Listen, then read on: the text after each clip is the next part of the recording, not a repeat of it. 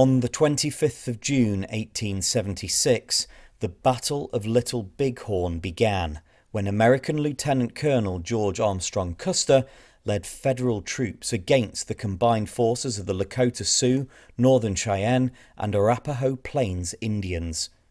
Welcome to History Pod.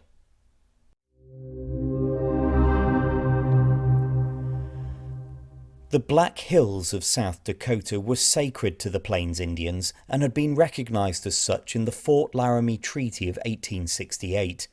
However, the discovery of gold there 6 years later led to a gold rush of white settlers in breach of the treaty.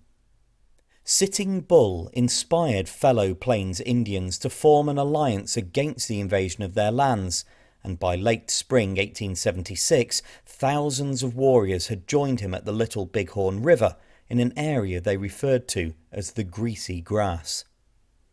Determined to drive the natives back to their reservations, the United States Army dispatched cavalry to engage them.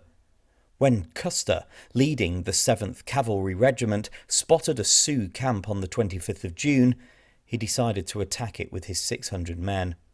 However, the Indian forces outnumbered his troops, and Custer became the victim of a pincer movement after Crazy Horse led another group of Sioux to surround him.